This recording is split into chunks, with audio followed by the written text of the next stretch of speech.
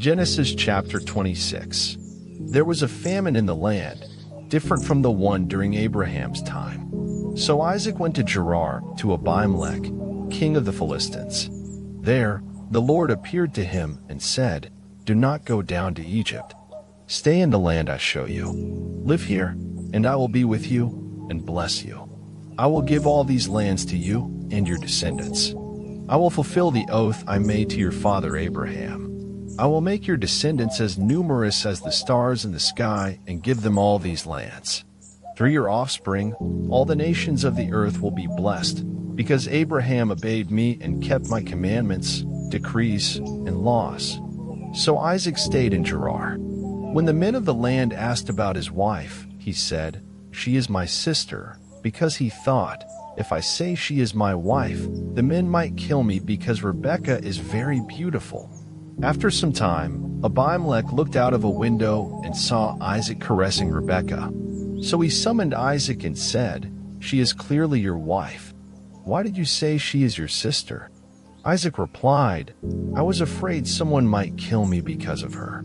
Abimelech said, "What have you done to us? One of my people could have taken your wife and brought guilt upon us." Then Abimelech issued a command to all the people, "Anyone who harms this man or his wife shall surely be put to death." Isaac planted crops in that land, and in the same year reaped 100-fold, because the Lord blessed him. He became rich, and his wealth continued to grow until he became very powerful. He had many flocks, herds, and servants, so the Philistines envied him. They stopped up all the wells that Abraham's servants had dug during Abraham's lifetime, filling them with earth. Then Abimelech said to Isaac, "Move away from us. You have become too powerful for us." So Isaac moved away and camped in the valley of Gerar, where he settled. He reopened the wells that had been dug in the days of his father Abraham, which the Philistines had stopped up after Abraham's death. He gave them the same names his father had given them. Isaac's servants dug in the valley and discovered a well of fresh water. But the herders of Gerar quarreled with Isaac's herders, saying, "The water is ours." So Isaac named the well Esau, meaning dispute. They dug another well, but there was also a quarrel over it, so he named it Sinah, meaning opposition. He moved on from there and dug another well, and no one quarreled over it. So he named it Rehoboth, saying, "Now the Lord has given us room, and we will flourish in the land." From there he went to Beersheba. That night the Lord appeared to him and said, "I am the God of your father Abraham. Do not be afraid, for I am with you. I will bless you and increase your descendants for the sake of my servant Abraham." Isaac built an altar there and called on the name of the Lord. He pitched his tent there, and his servants dug another well. Meanwhile, Abimelech came to him from Gerar with Ahuzzath his advisor and Phicol the commander of his army. Isaac asked them, "Why have you come to me, since you were hostile and sent me away?" They answered, "We saw clearly that the Lord is with you." So we said, "Let there be a sworn agreement between us. Let us make a treaty with you so that you will do us no harm, just as we did not harm you, but always treated you well and sent you away peacefully. And now you are blessed by the Lord." Isaac then prepared a feast for them, and they ate and drank. Early the next morning, the men swore an oath to each other. Isaac sent them on their way, and they left in peace. That same day, Isaac's servants came and told him about the well they had dug. "We found water," they said. So he named it Sheba, which is why the name of the town is still Beersheba to this day. When Esau was 40 years old, he married Judith, daughter of Beeri the Hittite, and Basemath, daughter of Elon the Hittite. These women were a source of grief to Isaac and Rebekah. Genesis chapter 27. When Isaac had grown old and his eyes were so weak that he could no longer see, he called for his older son Esau and said to him, "My son." Esau replied, "Here I am." Isaac said, "I am now an old man and do not know the day of my death. Now take your hunting gear, your quiver and bow, and go out to the open country to hunt some wild game for me. Prepare a tasty dish the way I like it and bring it to me so that I may eat and bless you before I die." While Isaac was speaking to Esau, Rebekah was listening. When Esau left for the field to hunt, Rebekah said to her son Jacob, "I overheard your father telling your brother Esau to bring him some game and prepare a tasty meal so he can bless him in the presence of the Lord before he dies. So now, my son, listen carefully and do what I tell you. Go to the flock and bring me 2 of the best young goats, so I can prepare a delicious dish for your father, just the way he likes it. Then take it to your father so he may eat and bless you before he dies." But Jacob said to his mother, "My brother Esau is a hairy man, and I have smooth skin. What if my father touches me? He would think I'm trying to trick him, and I'd bring down a curse on myself instead of a blessing." His mother said, "Let the curse fall on me, my son. Just do what I say and bring the goats." So Jacob went and brought them to his mother, and she prepared a tasty dish just the way his father liked it. Then Rebekah took the best clothes of her older son Esau, which she had in the house, and put them on her younger son Jacob. She covered his hands and the smooth part of his neck with the goatskins. Then she handed him the delicious food and the bread she had made. Jacob went to his father and said, "My father." Isaac replied, "Yes, my son. Who is it?" Jacob said, "I am Esau, your firstborn. I have done as you asked. Please sit up and eat some of my game, so that you may bless me." Isaac asked, "How did you find it so quickly, my son?" Jacob replied, "Because the Lord your God gave me success." Then Isaac said, "Come here so I can touch you, my son, to know whether you really are Esau or not." Jacob went close to his father, who touched him and said, "The voice is Jacob's, but the hands are Esau's." He did not recognize him, because Jacob's hands felt hairy like Esau's. So Isaac blessed him. Again, Isaac asked, "Are you really my son Esau?" Jacob replied, "Yes, I am." Then Isaac said, "Bring me the food so I may eat and bless you." Jacob brought it, and Isaac ate. He also brought him wine, and he drank. Then Isaac said, "Come close, my son, and kiss me." So Jacob came close and kissed him. When Isaac caught the smell of his clothes, he blessed him, saying, "Ah, the smell of my son is like the smell of a field that the Lord has blessed. May God give you heaven's dew and earth's richness, an abundance of grain and new wine. May nations serve you, and peoples bow down to you. Be Lord over your brothers, and may the sons of your mother bow down to you. May those who curse you be cursed, and those who bless you be blessed." As soon as Isaac had finished blessing Jacob and Jacob had scarcely left his father's presence, Esau returned from hunting. He too prepared a delicious meal and brought it to his father. He said, "My father, please sit up and eat some of my game so that you may bless me." His father Isaac asked him, "Who are you?" He answered, "I am your son, your firstborn, Esau." Isaac trembled violently and said, "Who was it, then, who hunted game and brought it to me? I ate it just before you came, and I blessed him, and indeed, he will be blessed." When Esau heard his father's words, he cried out with a loud and bitter cry and said, "Bless me too, my father." But Isaac said, "Your brother came deceitfully and took your blessing." Esau said, "Is he not rightly named Jacob? This is the second time he has deceived me. He took my birthright, and now he has taken my blessing. Do you not have any blessing left for me?" Isaac answered, "I have made him lord over you, and have given him all his relatives as servants. I have sustained him with grain and wine. What can I possibly do for you, my son?" Esau pleaded, "Do you have only one blessing, my father? Bless me too." Then Esau wept loudly. His father Isaac answered, "Your dwelling will be away from the earth's richness, away from the dew of heaven above. You will live by the sword and serve your brother. But when you grow restless, you will throw his yoke from off your neck." Esau held a grudge against Jacob because of the blessing his father had given him. He said to himself, "The days of mourning for my father are near. Then I will kill my brother Jacob." When Rebekah was told what Esau had said, she called for Jacob and said, "Your brother Esau is planning to kill you. So now, my son, obey my voice. Flee at once to my brother Laban in Haran. Stay with him for a while until your brother's anger cools down. When he forgets what you did to him, I'll send for you to return. Why should I lose both of you in one day?" Then Rebekah said to Isaac, "I'm disgusted with living because of these Hittite women. If Jacob marries one of them, like Esau did, what good will my life be?" Genesis chapter 28. Then Isaac called Jacob and blessed him. He instructed him, "Do not marry a Canaanite woman. Instead, go to Paddan Aram, to the house of your grandfather Bethuel, and marry one of the daughters of your uncle Laban." Isaac continued, "May God Almighty bless you and make you fruitful and increase your numbers until you become a great assembly of nations. May he give to you and your descendants the blessing he gave to Abraham, so that you may take possession of the land where you now live as a stranger, the land God gave to Abraham."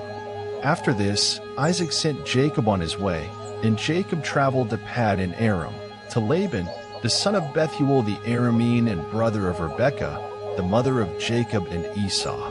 When Esau saw that Isaac had blessed Jacob and sent him to Paddan Aram to find a wife there, and that Jacob obeyed his parents and left, he also realized that his Canaanite wives displeased his father Isaac. So Esau went to Ishmael, Abraham's son, and married Mahalath, the sister of Nebaioth and daughter of Ishmael, in addition to his existing wives. Meanwhile, Jacob left Beersheba and set out for Haran.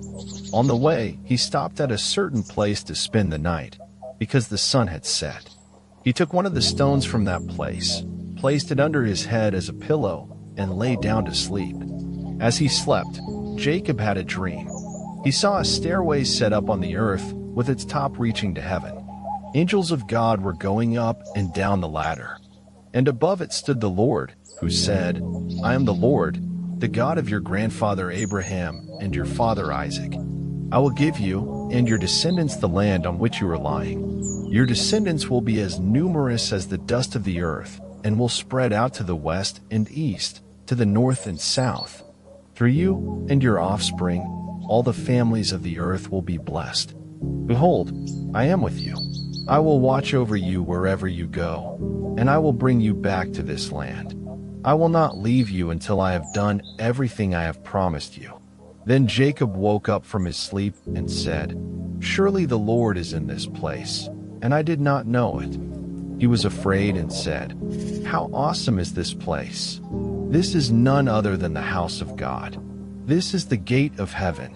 Early the next morning, Jacob took the stone he had used as a pillow and set it up as a pillar. He poured oil on top of it to consecrate it. He named that place Bethel, though previously the city was called Luz. Then Jacob made a vow, saying, "If God will be with me and protect me on this journey, giving me food to eat and clothes to wear, and if I return safely to my father's house, then the Lord shall be my God. And this stone I have set up as a pillar will be God's house, and of all that he gives me, I will give him a tenth." Genesis chapter 29. Then Jacob continued on his journey and came to the land of the people of the east. He looked around and saw a well in the open country, with 3 flocks of sheep lying near it. The flocks were watered from that well, and a large stone covered its mouth. When all the flocks were gathered there, the shepherds would roll the stone away from the mouth of the well and water the sheep. Afterward, they would return the stone to its place. Jacob said to the shepherds, "My brothers, where are you from?" They replied, "We're from Haran." He asked, "Do you know Laban, the grandson of Nahor?" "Yes, we know him," they answered. Then Jacob asked, "Is he well?" "Yes, he is," they replied, "and here comes his daughter Rachel with the sheep." Jacob said, "Look, the sun is still high. It's not time for the flocks to be gathered. Water the sheep and take them back to pasture." But they answered, "We can't until all the flocks are gathered and the stone is rolled away from the mouth of the well. Then we water the sheep." While he was still speaking with them, Rachel came with her father's sheep, for she was a shepherdess. When Jacob saw Rachel, the daughter of his uncle Laban, and the sheep, He went over and rolled the stone away from the mouth of the well and watered his uncle's flock. Then Jacob kissed Rachel and began to weep aloud. He told her that he was her relative, Rebekah's son, and she ran to tell her father. As soon as Laban heard the news about Jacob, his sister's son, he hurried to meet him. He embraced him, kissed him, and brought him into his home. Jacob told Laban everything that had happened, and Laban said, "Surely you are my own flesh and blood." Jacob stayed with him for a month. Then Laban said to Jacob, "Just because you're my relative, should you work for me for nothing? Tell me what your wages should be." Now Laban had 2 daughters. The older one was named Leah, and the younger was Rachel. Leah had weak eyes, but Rachel was beautiful in form and appearance. Jacob was in love with Rachel and said, "I will work for you 7 years in return for your younger daughter Rachel." Laban said, "It's better that I give her to you than to someone else. Stay here with me."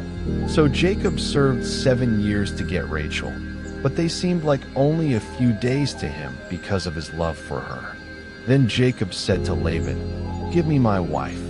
My time is completed, and I want to marry her." So Laban brought together all the people of the place and gave a feast. But when evening came, he took his daughter Leah and brought her to Jacob, and Jacob made love to her. Laban also gave his servant Zilpah to his daughter Leah as her maid. When morning came, there was Leah. Jacob said to Laban, "What have you done to me? I served you for Rachel, didn't I? Why have you deceived me?" Laban replied, "It's not our custom here to give the younger daughter in marriage before the older one. Finish this daughter's bridal week, then we'll give you the younger one also, in exchange for another 7 years of work." Jacob agreed and completed Leah's bridal week. Then Laban gave him his daughter Rachel as a wife as well. Laban also gave his servant Bilhah to Rachel as her maid. Jacob made love to Rachel also, and his love for Rachel was greater than his love for Leah. And he worked for Laban another 7 years. When the Lord saw that Leah was not loved, he enabled her to conceive, but Rachel remained childless. Leah became pregnant and gave birth to a son. She named him Reuben, saying, "The Lord has seen my misery. Surely my husband will love me now." She conceived again and gave birth to another son, saying, "Because the Lord heard that I am not loved, he gave me this one too." So she named him Simeon. Again she conceived and gave birth to a son, saying, "Now at last my husband will become attached to me, because I have borne him 3 sons." So he was named Levi. She conceived yet again, and when she gave birth to another son, she said, "This time I will praise the Lord." So she named him Judah. Then she stopped having children. Genesis chapter 30. When Rachel saw that she couldn't have children for Jacob, she became jealous of her sister Leah. She pleaded with Jacob, "Give me children, or I'll die." Jacob was angry and said, "Am I in the place of God, who has kept you from having children?" Then Rachel said, "Here is my servant Bilhah. Sleep with her so she can bear children for me, and through her I too can build a family." So she gave Bilhah to Jacob as a wife, and he slept with her. Bilhah became pregnant and bore Jacob a son. Rachel said, "God has judged me fairly and listened to my cry, giving me a son." She named him Dan. Bilhah conceived again and gave Jacob another son. Rachel said, "I have fought a great struggle with my sister, and I have won." So she named him Naphtali. When Leah saw that she had stopped bearing children, she gave her servant Zilpah to Jacob as a wife. Zilpah bore him a son, and Leah said, "What good fortune!" So she named him Gad. Then Zilpah bore Jacob a second son, and Leah said, "How happy I am! Women will call me blessed." So she named him Asher. During the wheat harvest, Leah's son Reuben found some mandrake plants in the field and brought them to his mother. Rachel asked Leah, "Please give me some of your son's mandrakes." Leah replied, Was it not enough that you took my husband? Now you also want my son's mandrakes." Rachel said, "Very well, he can sleep with you tonight in exchange for the mandrakes." So that evening, when Jacob came in from the fields, Leah went out to meet him and said, "You must sleep with me tonight. I've paid for your company with my son's mandrakes." And that night he did. God listened to Leah, and she became pregnant again. She bore Jacob a fifth son and said, "God has rewarded me for giving my servant to my husband." So she named him Issachar. Then Leah conceived again and gave birth to a sixth son. "God has given me a great gift," she said. "Now surely my husband will honor me, for I have given him 6 sons." So she named him Zebulun. Later, she gave birth to a daughter and named her Dinah. Then God remembered Rachel. He heard her prayer and opened her womb. She became pregnant and gave birth to a son. "God has taken away my disgrace," she said. She named him Joseph, saying, "May the Lord add another son to me." After Joseph was born, Jacob said to Laban, "Let me go back to my homeland. Give me my wives and children, for whom I have served you, and let me go. You know how hard I've worked for you." But Laban replied, "Please stay, if I have found favor with you. I've learned that the Lord has blessed me because of you." He added, "Tell me your wages, and I'll pay them." Jacob answered, "You know how I've worked for you, and how your livestock has fared under my care. Before I came, you had little, but now it has increased greatly. The Lord has blessed you wherever I've been. But when will I do something for my own household?" Laban asked again, "What shall I give you?" Jacob said, "Don't give me anything. But if you'll do this one thing, I'll keep tending your flocks and watching over them. Let me go through your flocks today and remove every speckled or spotted sheep, and every dark-colored lamb, and every spotted or speckled goat. These will be my wages. In the future, when you check my wages, any goat not speckled or spotted, or lamb not dark-colored, will be considered stolen." Laban agreed, saying, "Good. Let it be as you say." That same day, Laban separated out all the male goats that were streaked or spotted, all the speckled or spotted female goats, every one that had white on it, and all the dark-colored lambs. He gave them to his sons and put a 3-day journey between himself and Jacob. Meanwhile, Jacob stayed and tended the rest of Laban's flocks. Then Jacob took fresh branches from poplar, almond, and plane trees and peeled the bark in strips, exposing the white inner wood. He placed the peeled branches in front of the watering troughs where the flocks came to drink. Since they mated there, they conceived in front of the striped branches. So the flocks gave birth to young that were streaked, speckled, or spotted. Jacob separated the lambs from Laban's animals and made his own flocks face the streaked and dark-colored animals. He kept them separate, not letting them mix with Laban's flock. Whenever the stronger females were in heat, Jacob would place the branches in front of the troughs so they would mate near them. But if the animals were weak, he didn't place the branches. So the weaker animals went to Laban, and the stronger ones to Jacob. In this way, Jacob became exceedingly wealthy. He had large flocks, female and male servants, camels, and donkeys. In the next video, from chapters 31 to 35, we'll explore how Jacob left Laban's house, encountered God again, and began a new chapter of his journey. Don't miss it. Have a happy life listening to Holy Bible.